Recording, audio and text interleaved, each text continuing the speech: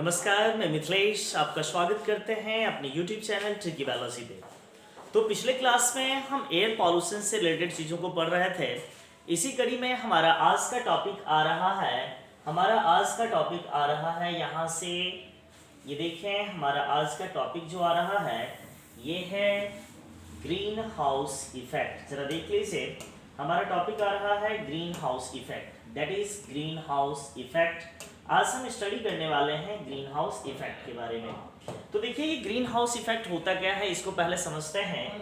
तो एक बात आपको ग्रीन हाउस इफेक्ट के लिए जानकारी दे दें कि ये जो ग्रीन हाउस इफेक्ट है, ये जो होते हैं इसके पीछे का सबसे बड़ा कारण है, जैसे कि मान लीजिए ये हमारा अर्थ है। पहले समझेंगे ये होता क्या है। ये अर्थ है, ये अर्थ जो है इस अर्थ के ऊपर एक स्फीयर है जिसका नाम देते हैं स्ट्रेटोस्फीयर, और इसके ऊपर यहाँ पर CO2 गैस का लेयर है। ये देखें, ये जो लेयर है ये है CO2 गैस का लेयर। अब देखें, ये CO2 गैस है। अब ये CO2 गैस करता क्या है, जैसे मान लीजिए ये सनलाइट है।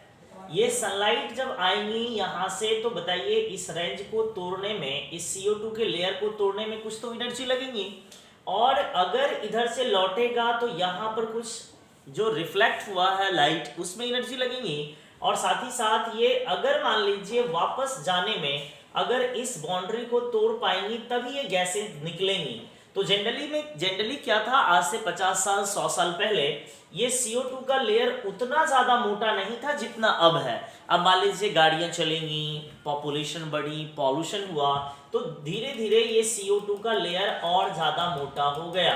अब मोटा होने से क्या होगा, अब जो पहले एनर्जी लगता था इसको तोड़ने में, उससे ज़्यादा एनर्जी लगेगी। अगर मान लीजिए ये एनर्जी इसको तोड़ करके बाहर नहीं जा पाई, इसका मतलब ये एनर्जी यहीं पर रह जाएगा, जिससे बताइए अर्थ का टेम्परेचर बढ़ेगा,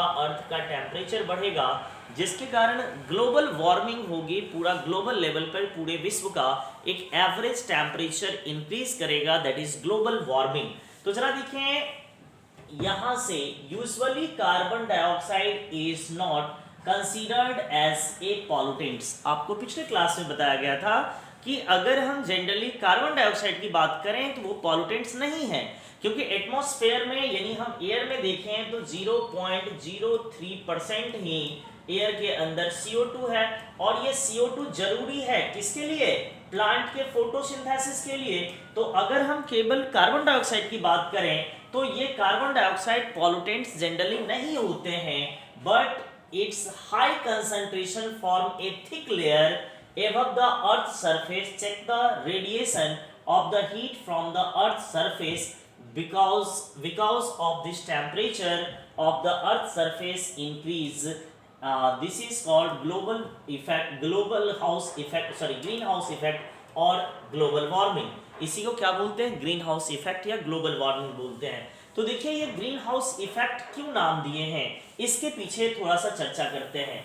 अब एक बात बताइए, इसके पीछे चर्चा करने के लिए आपको बता दें कि कभी आप जैसे मान लीजिए अभी ठंड का मौसम है और हमें खानी है भिंडी, तो भिंडी होगी कैसे, तो भिंडी गर्मी के मौसम में होने वाला प्लांट है। इसका मतलब भिंडी की उपज के लिए टेम्परेचर ज़्यादा होना चाहिए। इसके लिए किसान लोग क्या करते हैं, इस तरह से अपनी क्रॉप के ऊपर एक इस तरह से लेयर लगाते हैं, और लेयर लगाने से क्या होगा, जैसे पॉलीथीन का लेयर लगा दिए और यहाँ पे भिंडी का प्लांट लगा दीजिए। मान लीजिए यहाँ पे भिंडी का प्लांट लग गया। अब इसको टेम्परेचर क्या चाहिए, ज़्यादा, लेकिन एटमॉस्फेयर में टेम्परेचर क्या है, कम। तो क्या होगी, जब सनलाइट यहाँ से आएंगी तो बताइए ये पन्नी के लेयर को तोड़ करके यहाँ टेम्परेचर चला आएगा शुरू में, क्योंकि उसके पास एनर्जी, जब सनलाइट से एनर्जी चलेंगी तो उसके पास एनर्जी ज्यादा होगा। लेकिन जब इससे रिफ्लेक्ट होने करके वापस जाना चाहेंगी तो अब इसे ये तोड़ करके बाहर नहीं जा पाएगा। जैसे गाड़ी अगर धूप में खड़ी है और आप भी धूप में खड़े हैं, और आप भी धूप में है, जितना देर आप धूप में उतना देर गाड़ी भी धूप में है, लेकिन गाड़ी का अगर कांच आप चढ़ा दीजिएगा और उसके बाद दोबारा गाड़ी में आप घुसने के लिए जाइएगा तो आपको बहुत ज्यादा गर्मी फील होगी। कारण, क्योंकि सन से आने वाली रेडिएशन आपके गाड़ी के कांच को भेदते हुए तोड़ते हुए अंदर चला गया, लेकिन जब वहां से रिफ्लेक्शन के बाद वही लाइट जब निकलना चाहा तो वहां से निकल नहीं पाया, और जब निकल नहीं पाया तो वो एनर्जी टेम्परेचर के फॉर्म में वहां पे स्टोर हो गया, जिसके कारण वहां का टेम्परेचर बढ़ गया। जब टेम्परेचर बढ़ गया इसका मतलब दैट इज ग्लोबल वार्मिंग, वो ग्लोबल वार्मिंग के कंसीडर में आ गए। सेम उसी तरह से जो अर्थ का टेम्परेचर बढ़ रहा है उसका नाम दिए हैं ग्लोबल वार्मिंग। अब सवाल उठता है कि सर ये जो ग्लोबल वार्मिंग है इसके लिए कौन कौन से गैसेस हैं जो रिस्पॉन्सिबल है, कौन कौन सा गैस है जो ग्लोबल वार्मिंग को करवाने के लिए रिस्पॉन्सिबल होता है। देखिए सबसे ज्यादा CO2 यानी हम देखें ग्लोबल वार्मिंग के लिए 60% रिस्पॉन्सिबल कौन है, CO2। उसके बाद 20% कौन है, CH4, 14% कौन है, CFC, और 6% क्या है, NO2O। यानी आपसे अगर पूछा जाए कि बताइए, आप हमें बताइए कि ग्लोबल वार्मिंग के लिए कौन कौन सा गैस जिम्मेदार है, तो आप कहेंगे कि सर 60% रोल किसका है, CO2 का। उसके बाद क्या कहिएगा, 20% रोल किसका है, मीथेन यानी CH4 का। 14% रोल किसका है, क्लोरोफ्लोरोकार्बन का, CFC का। और 6% रोल किसका है, N2O का। ये डेटा इंपॉर्टेंट है, ये जानकारी जरूरी है, आपको होनी चाहिए, है ना। अब यहां से देखिए मेन ग्रीन हाउस इफेक्ट, इसी के बारे में यहां से कहा जा रहा है। जो मेन ग्रीन हाउस गैसेस होती हैं इसमें CO2 आते हैं, CH4 आता है, CFC आता है और N2 आते हैं। ये एक बार IPS के IAS के एग्जाम में भी पूछा गया है कौन सी गैसें होंगी, तो भैया सारी गैसें होंगी, ये सारा का सारा गैस ग्रीन हाउस इफेक्ट करवाता है। अब देखें इसके अलावा कुछ ozone O3 water vapour is also responsible for introduce and N2O release from the agriculture which are responsible to increase the global house effect।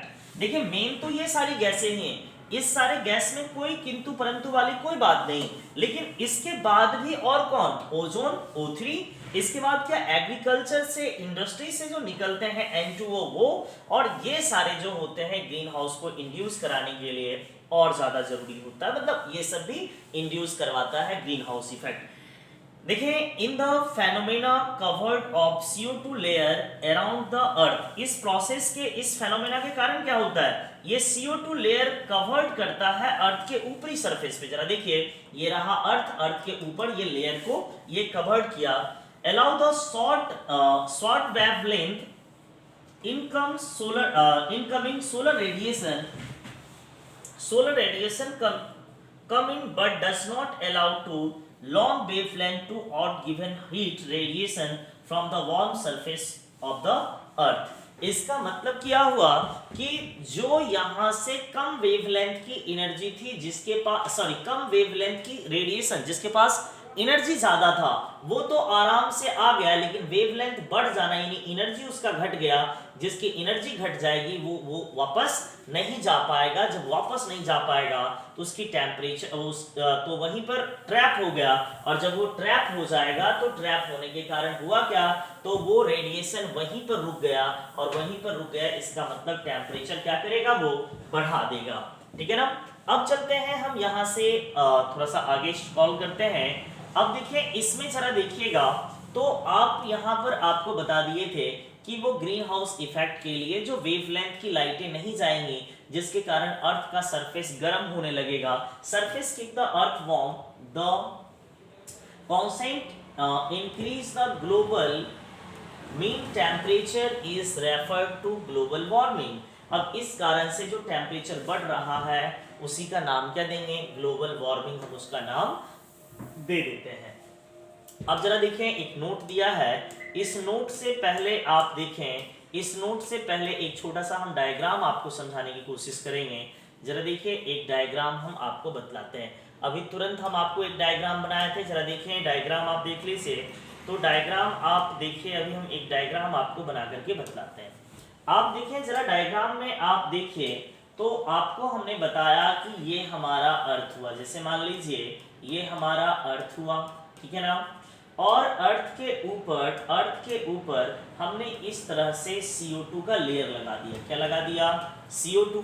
अब देखिए जैसे जैसे कार्बन डाइऑक्साइड का कंसंट्रेशन बढ़ेगा, ये CO2 का थिकनेस क्या होता चलेगा? CO2 का थिकनेस बढ़ता जाएगा। अब देखिए हमारी ये रही सनलाइट, यहाँ से सन हुआ। अब ये सनलाइट जब आएंगी, जैसे देखिए ये सनलाइट जब आएंगी तो इसके पास वेवलेंथ कम रहेगा और एनर्जी कम रहेगा, इसको तोड़ करके आराम से यहाँ आ जाएगा। लेकिन जब यहाँ पे रिफ्लेक्ट होगा, अब देखिए जो भी एनर्जी की लाइट चली तो कुछ तो इस लेयर को तोड़ने में खर्चा हो गया और कुछ यहाँ से टकराने के बाद खर्च हो गया, तो अब इसके पास इतना एनर्जी नहीं रह पाता है जिससे ये वापस जा सका। इसका मतलब जब वो यहाँ से आती है तब उसका वेवलेंथ जो होता है, यानी हम बोलेंगे इसका जो वेवलेंथ होता है वो कम होता है, लेकिन जब इधर से जाती है तो वेवलेंथ बढ़ जाता है। इसका मतलब इसका एनर्जी क्या होता है? घट जाता है। वेवलेंथ ज्यादा है, इसका मतलब एनर्जी क्या होगा? कम। तो इस लेयर को तोड़ नहीं पाएगी, तो ये यहीं पे ट्रैप रह जाएगा, जिसके कारण इसका टेम्परेचर क्या होगा? इसका टेम्परेचर क्या होगा? दिन प्रतिदिन बढ़ता जाएगा। That is cause the global warming. और यही क्या काउज करता है? ग्लोबल वार्मिंग कहता है, काउज करता है। अब देखिए कुछ चीजें यहाँ पे दी हुई हैं, जरा ध्यान दीजिएगा। It has been observed that the recent part, the level of CO2 in the atmosphere has increased from 280 ppm to 368 ppm from 1956 to 2002। यानी जहां 1956 में CO2 का कंसंट्रेशन प्रति पार्ट्स पर मिलियन 280 मॉलिक्यूल्स थे, जो कि 2002 में बढ़ गया। कितना हो गया? वो लगभग 386 के लगभग 368 के बराबर हो गया। यानी हम देखें इसमें 80 ppm की वृद्धि हुई। इसका मतलब जब ये CO2 का कंसंट्रेशन बढ़ा तो जो लेयर है कार्बन डाइऑक्साइड के वो और ज्यादा मोटा हो गया, जिसके कारण आने वक्त एनर्जी तो चला आया लेकिन वापस लौट के नहीं जा पाया। If present growth rate continue to the amount of the CO2 while about 2020 up to 20th century, even 2 to 3 degree temperature rise will lead to melting the glacier and ice cap of the polar region, and consequently the flood in river rise to sea level and changes in cyclic rain and Iceland may be submerged in the sea water। अगर मान लीजिए ऐसा ही होता रहा तो एक अनुमान लगाया जा रहा है कुछ वर्षों में कि 2020 के वर्षों तक ये टेम्परेचर कितना हो जाएगा? 2 से 3 डिग्री बढ़ेंगी। अब देखिए आप जानते हैं कि नॉर्थ पोल और साउथ पोल, आप जानते हैं कि नॉर्थ पोल और साउथ पोल पे क्या है? यहाँ पे आइस जमी हुई है, यहाँ पर आइस जमा हुआ है। अब देखिए अगर टेम्परेचर राइज हुआ 2 to 3 डिग्री सी तो क्या होगा जी? यहाँ पे आइस मेल्ट करेगा, आइस मेल्ट करेगा, वो रिवर में आएंगी पानी, वही रिवर का पानी समुद्र में जाएगा और समुद्र का स्तर बढ़ने के कारण पूरा दुनिया क्या हो सकता है? जलमग्न हो सकता है, जल में समाहित हो सकती है। इसलिए हमें कोशिश करना चाहिए कि कार्बन डाइऑक्साइड के रिलीज पे कंट्रोल करें। सरकार ने इसे कंट्रोल भी किया है, बहुत इंजनों में सुधार भी लाई है, गाड़ी के इंजनों में। इस तरह से बहुत सारी जो कोयले से इंजनें चलती थी अब उसको अपग्रेड करके वो क्या इलेक्ट्रिफाइड कर दिया है, जिससे पॉल्यूशन कम हुआ है। अब देखिए carbon dioxide fertilization effect. Due to increased CO2 concentration, the rate of photosynthesis will increase up to in few years। अब देखिए अगर एटमॉस्फेयर में CO2 का कंसंट्रेशन बढ़ेगा तो प्लांट में फोटोसिंथेसिस भी बढ़ेगा, खास करके इसको बोला जाता है CO2 फर्टिलाइजिंग इफेक्ट। लेकिन ये हमारे लिए फायदेमंद है, ये नुकसान मेरे लिए नहीं है। अब देखिए एक चीज और हम देखें कि पिछले 20वीं सेंचुरी में इस ग्लोबल वार्मिंग के कारण 0.6 डिग्री टेम्परेचर इनहांस हुआ है, बढ़ा है, ये बीते इस सेंचुरी में। Sea level has been rise up to 1 to 3 mm per year during 20th century. अब देखिए ये सी लेयर जो है, समुद्र के जल का स्तर वो 20वीं शताब्दी में लगभग प्रति वर्ष 1 to 2 mm में बढ़ोतरी हुई है। इसका मतलब कहीं ना कहीं समुद्र का स्तर बढ़ा है। अगर यही होता रहे तो 30, 35, 50 साल के अंदर समुद्र का स्तर तेजी से बढ़ने लगेगा, जिसके कारण पूरी दुनिया जलमग्न होने की संभावनाएं हो सकती है। ठीक है ना, पूरी दुनिया जो हो सकती है ये क्या हो सकता है भाई मेरे, जलमग्न हो सकता है। अब देखिए यहाँ से आगे चलते हैं, कुछ पॉइंट और है। जरा देखिए एक चीज, अब आप कहिएगा कि सर ग्लोबल वार्मिंग का केवल नुकसान भी है या कुछ फायदा भी है बाबू? तो देखिए इस ग्लोबल वार्मिंग का कुछ फायदा भी है। अब हम फायदे की बात करते हैं। अगर मान लीजिए ये ग्लोबल वार्मिंग के लिए ऊपर CO2 का लेयर नहीं होता तो पर डे जब दिन होती, जब सनलाइट होता, जब दिन होती तो अर्थ का टेम्परेचर काफी ज्यादा होता, और रात होती तो अर्थ क्या हो जाता, बिल्कुल ठंडा हो जाता। यानी हम देखें अभी जो अपने पृथ्वी का, अपने अर्थ का टेम्परेचर कांस्टेंट लगभग एक एवरेज देखें तो लगभग 15 degree range, 15 degree C range में है। अगर मान लीजिए ये ग्लोबल वार्मिंग नहीं होता तो दिन का टेम्परेचर 60 के लगभग होता और रात में पृथ्वी ठंडा होकर के 18 डिग्री सी तक चली जाती, जो कि ऑर्गेनिज्म के ग्रोथ के लिए, उसके डेवलपमेंट के लिए नुकसान था, जो कि अर्थ के लिए सुटेबल नहीं था। अब देखिए यही चीज यहाँ पे कह रहा है कि 0.6 डिग्री से प्रतिवर्ष बढ़ रहा है, इसे हमें कंट्रोल करना चाहिए, नहीं तो पूरी दुनिया क्या होगी, खत्म हो जाएगी। ये था अपना ग्लोबल वार्मिंग। तो ग्लोबल वार्मिंग के लिए आप सीधे सीधे जान लीजिए कि एक बार हम ग्लोबल वार्मिंग को पूरा बता देते हैं जी। ग्लोबल वार्मिंग है क्या, अर्थ का टेम्परेचर जो बढ़ रहा है due to increase the concentration of carbon dioxide, that is called greenhouse effect या global warming। अब देखिए ग्रीन हाउस इफेक्ट या ग्लोबल वार्मिंग के लिए रिस्पॉन्सिबल गैसें तो मेन है CO2 60%, CH4 20% रोल रखता है, CFC 14% और N2O यानी 6% रखता है। इस गैसों के अलावा ओजोन हो गया, एग्रीकल्चर और इंडस्ट्री से निकलने वाले NO2 हो गए, ये सारे गैसेस भी रिस्पॉन्सिबल हैं। आए दिनों में CO2 का लेयर बढ़ता जा रहा है, जिसके कारण अर्थ का टेम्परेचर बढ़ा है, जिसका नाम ग्लोबल वार्मिंग दिए हैं। अब देखिए पिछले वर्षों में ये आंका गया है कि पिछले 50 वर्षों में कार्बन डाइऑक्साइड का कंसंट्रेशन 280 ppm से बढ़कर 368 ppm हो गया है। और हम देखें पिछले 20 सेंचुरी में 2 से 3 डिग्री टेम्परेचर राइज हुआ है।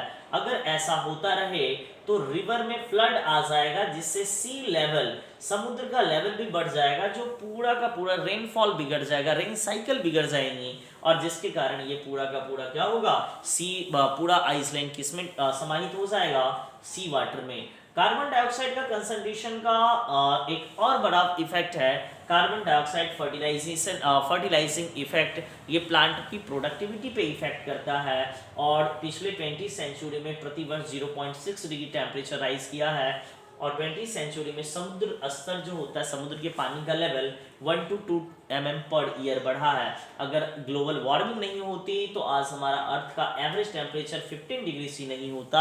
इसका मतलब ये टेम्परेचर रात में घटकर 18 डिग्री सी तक भी हो सकती थी, ये हम बता दिए। अब हमारा एक टॉपिक आ रहा है ozone depletion, that is the new topic. एक नया टॉपिक आज के क्लास का है ओजोन डिप्लीशन। अब देखिए ये ओजोन डिप्लीशन क्या है, इसको समझने की कोशिश करते हैं ओजोन डिप्लीशन को। अब देखिए ओजोन डिप्लीशन के लिए एक फ्रेश स्लाइड लेते हैं। जैसे देखिए यहाँ से एक हम फ्रेश स्लाइड लिए, जरा देखें यहाँ से ओजोन डिप्लीशन के लिए आपको हम बता रहे हैं।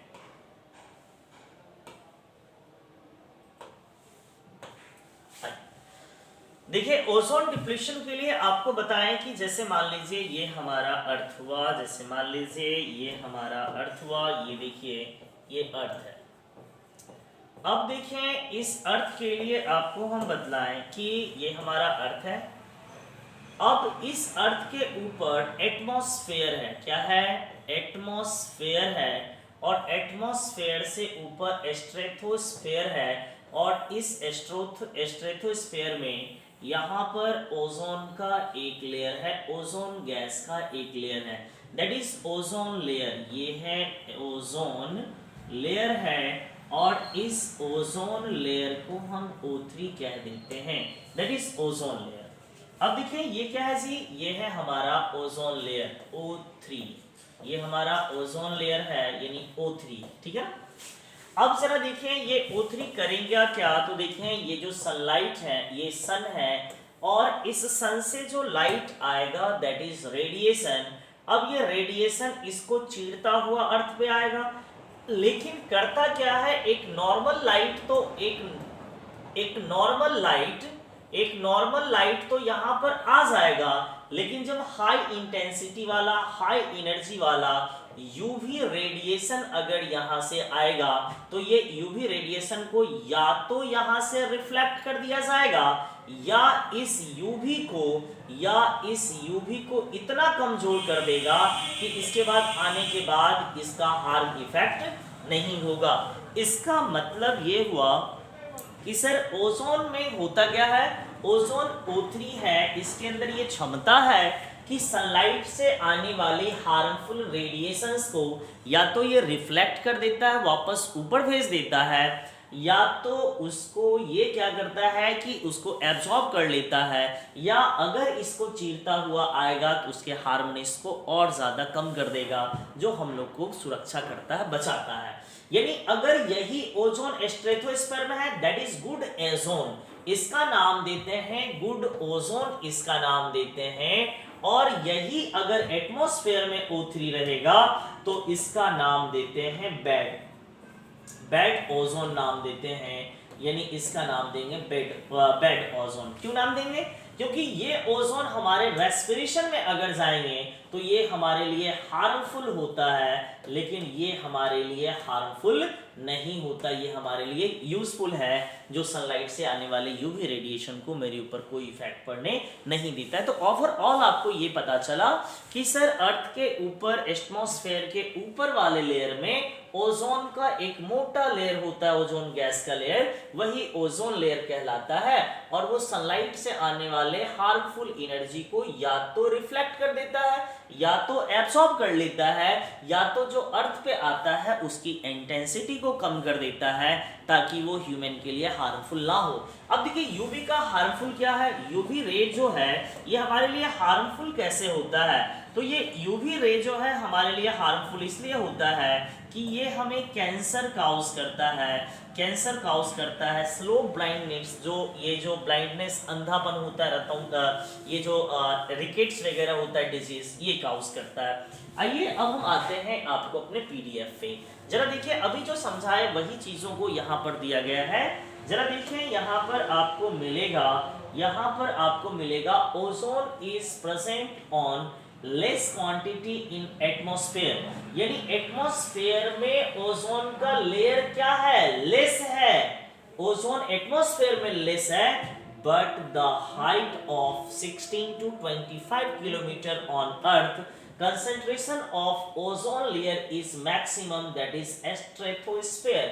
It is very important question कि आपसे ये पूछ सकता है कि एटमॉस्फेयर में CO2, एटमॉस्फेयर में O3 का कंसंट्रेशन क्या होता है, कम होता है, लेकिन स्ट्रेटोस्फेयर जो अपने अर्थ से 16 से 25 किलोमीटर के रेंज का होता है, 16 से 25 किलोमीटर के ऊपर होता है, वहां पर ओजोन का कंसंट्रेशन क्या होता है, मैक्सिमम होता है। अगर आप ओजोन एक गैस है उसको आप संपीड़ित करेंगे, बिल्कुल कंसंट्रेट करेंगे, एकदम उसको दबाएंगे, कंप्रेस्ड करेंगे, तो वो लेयर लगभग आपको मिलेगा 3 mm का, लेकिन कुछ रीजन में जैसे पोल वाले रीजन में ये 4 mm का मिलेगा। आप तो बड़ा सर्च कर रहे होंगे ये कैसे होगा।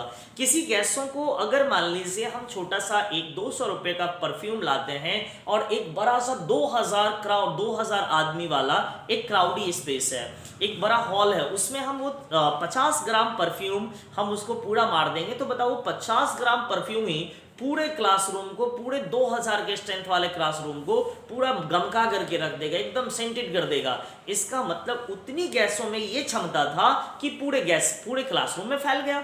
सेम उसी तरह से अब उसको अगर आप बिल्कुल कंसंट्रेट करेंगे, बिल्कुल आप संपीड़ित करेंगे, कंडेंस्ड करेंगे, तो बिल्कुल पतला सा लेयर बनाएगा। उसी तरह से इस जो कई किलोमीटर में फैला होता है उसको आप कंप्रेस्ड करेंगे तो नॉर्मल जगह पे आपको ये 3 mm मोटा होगा, लेकिन पोल वाले एरिया में इसकी थिकनेस कितनी होगी, 4 mm हो सकता है।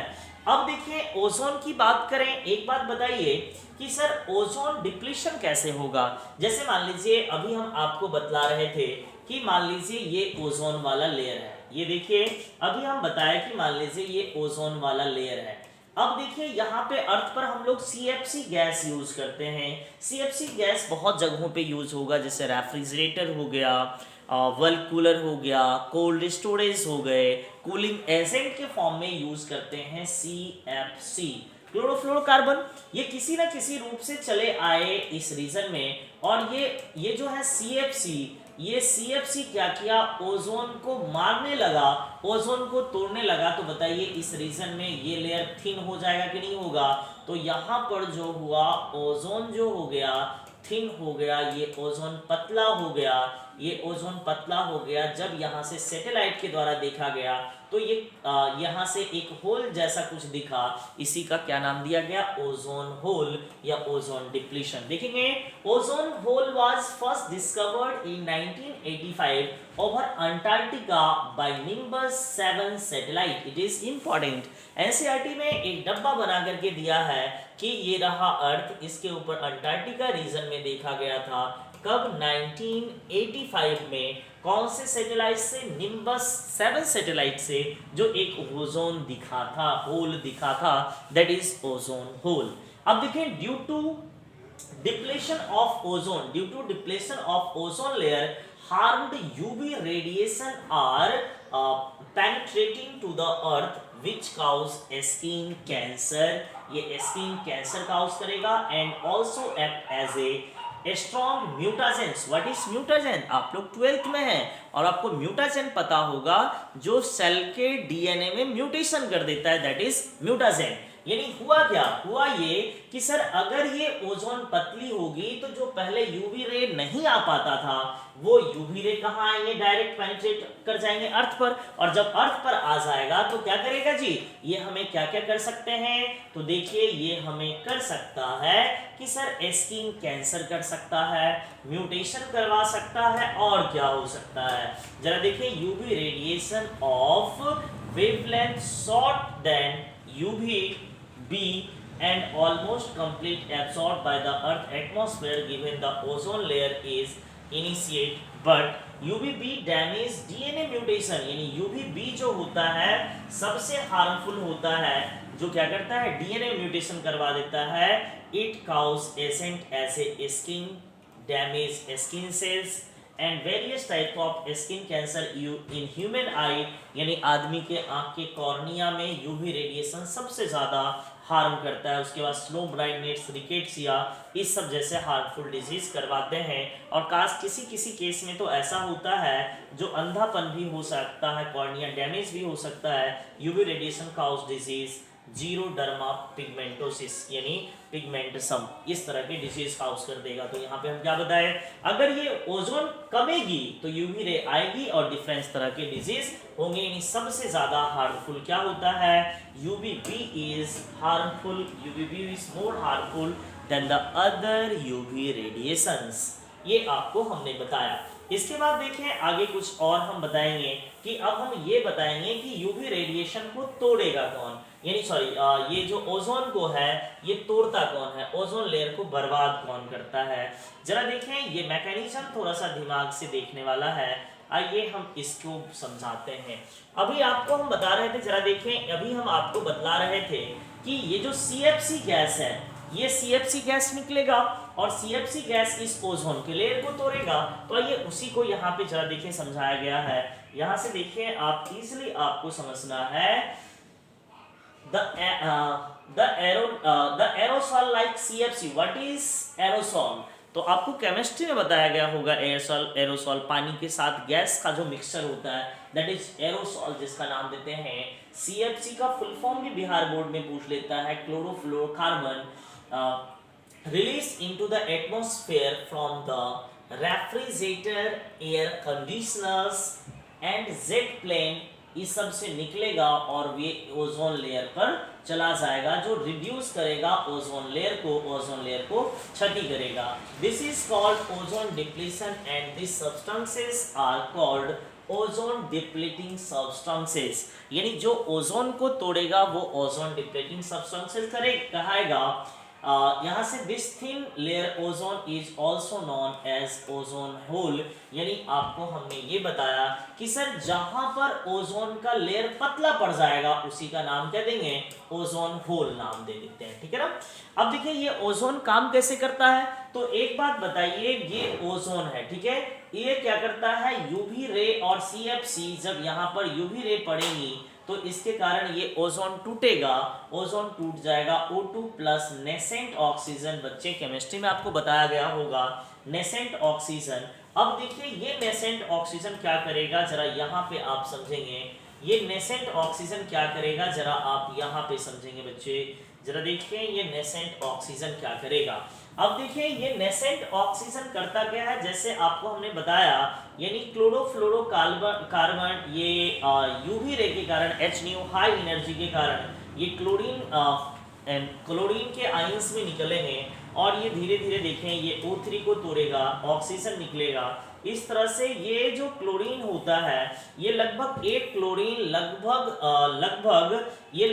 1 लाख से भी ज्यादा ओजोन को तोड़ेगा। यानी एक CFC का एक क्लोरीन मॉलिक्यूल कितने को तोड़ सकता है, 1 लाख। यानी हम देखें 1 लाख से भी ज्यादा ओजोन को तोड़ सकता है। जरा देखें number of pollutants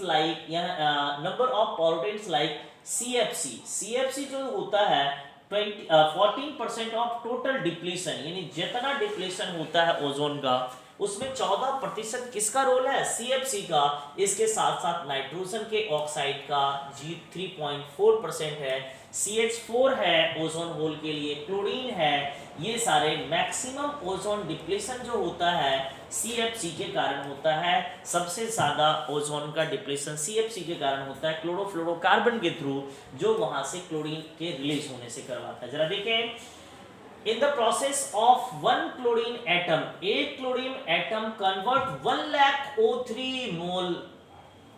molecules into O2 by the photo discoration। यानी जो हमारा एक CFC का मॉलिक्यूल है ये लगभग 1 लाख ओजोन को तोड़ता है। द लाइफ टाइम, यानी ये लगभग इसका टाइम कितना होता है, ये लगभग 77 साल तक रहता है इसका आयु। तो देखिए ये पॉइंट अगर आप नहीं ध्यान रखेंगे तो ठीक है, लेकिन ये ध्यान रखना जरूरी है क्योंकि एक CFC के क्लोरीन का मॉलिक्यूल लगभग 1 लाख ओजोन को यहाँ से तोड़ने की क्षमता रखता है, यानी उसको ये पूरा का पूरा तोड़ सकता है। अब देखें यहाँ से आगे चलेंगे सम अदर इंफॉर्मेशंस में, जरा देखें ये ऑब्जेक्टिव के पॉइंट ऑफ व्यू से इंपॉर्टेंट है। ये जरा देखें, इसमें आपसे पूछा जाएगा कि ओजोन की थिकनेस किसमें मापते हैं, ओजोन की थिकनेस डॉप्सन यूनिट में। Thickness of ozone layer is measured in Dobson unit. The ozone hole सबसे पहले अंटार्कटिका में दिखा था बिटवीन लेट अगस्त टू अर्ली अक्टूबर, यानी अगस्त के अंतिम महीने में और अक्टूबर के शुरुआत महीने में, क्योंकि इससे पहले गर्मी वाली मौसम रहती है, गर्मी में कूलिंग एजेंट यूज होता है, रेफ्रिजरेटर ज्यादा, तो CFC क्या होता है, ज्यादा निकलता है। ये CFC ज्यादा निकलेगा तो ओजोन ज्यादा टूटेगा। ये अगस्त की शुरुआत में अगस्त के लास्ट में और अक्टूबर के शुरुआत हर वर्ष ये देखे जा सकते हैं, ठीक है ना। तो ये था अपना ओजोन। तो बच्चे आज हम 2 टॉपिक आपको हम पढ़ाए यहाँ से।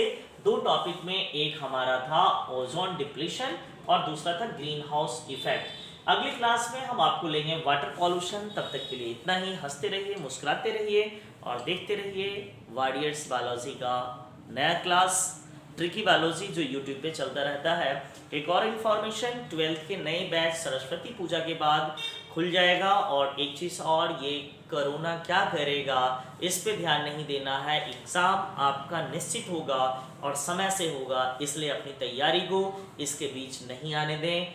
एकदम तैयारी करते रहें, बोर्ड में अच्छे नंबर लाएं। हमारी दुआएं आपकी साथ है, बस आपकी मेहनत साथ होनी चाहिए। Thank you.